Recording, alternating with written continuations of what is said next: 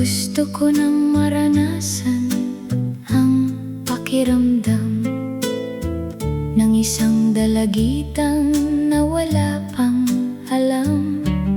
Siguro naman ay nasa hustong edad na ko para ito'y maramdaman at maranasan ko. Natural lang naman daw sa mga katulad ko na mararanasan ang mga pangyayaring ito.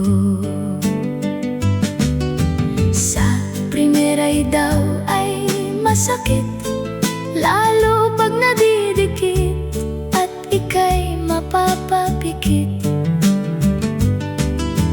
Dahil sa matinding sakit, kaya kuya, pakiusap lang po kahit isang saglit. Ako'y kinakabahan at puso ko'y iyong pakinggan. Ang rapidong tibok sa aking dibdib ay maramdaman. Kaya't pakiusap lang naman.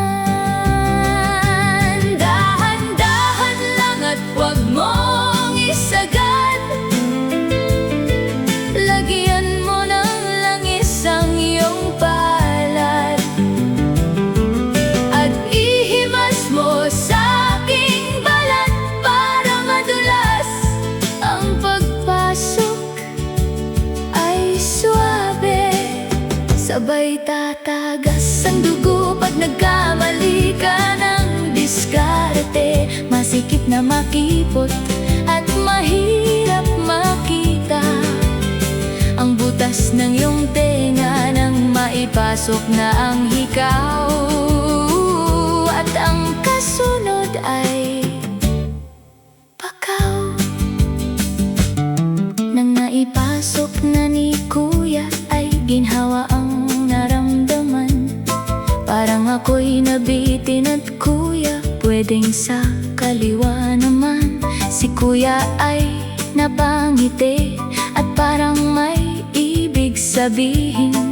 Ang mga mata niyang sa akin ay nakatingin at bumulong sa akin na simulan na ulit natin. Sa segunda ay di na gaanong masakit, lalo pag nadidikit ko ang aking dibdib sa katawan niyang nakakaakit. Kaya kuya, pakiusap lang po kahit isang saglit. Ako'y kinakabahan at puso ko'y iyong pakinggan. Ang rapidong tibok sa aking dibdib ay maramdaman na ikaw at ang nilalaman. Kaya giliw usap ko lang naman. Dahan-dahan lang at huwag mong isagad. Lagyan mo ng langis ang iyong palad at ihimas mo sa aking balat para madulas. Ang pagpasok ay suabe, sabay tatagas ang dugo pag nagkamali ka ng diskarte. Masikip na makipot at mahirap makita ang butas ng aking tenga nang maipasok mo na ang hikaw. At ang kasunod ay tanging ikaw. Ipasok mo na, Mikoy, ang gitara.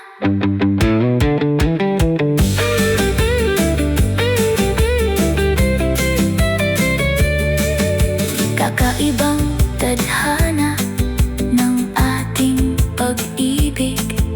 Ipasok na muna bago itulak ng bibig. Sabay kabig ng dibdib sa katawan mong nang lalamig. Naipasok muna at naghanap na at tayo na, diba?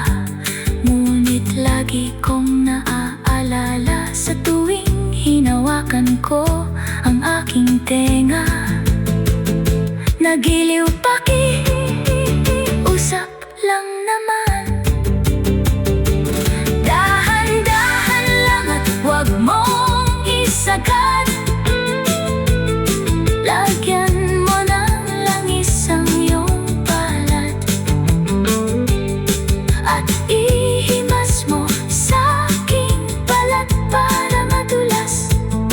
Ang pagpasok ay suwabe, sabay tatakas ang dugo pag nagkamali ka ng diskarte. Masikip na makipot at mahirap makita ang butas ng aking tenga nang maipasok mo na ang hikaw. At ang kasunod ay tanging ikaw, walang nang iba. Kung hindi ikaw, ikaw lang ang nakapagpasok. Sa'yo ko lang naramdaman ang kirot na dahan-dahan mong pinasok. Ang tanging ikaw. Ngunit ano ba talaga? Ikaw ba?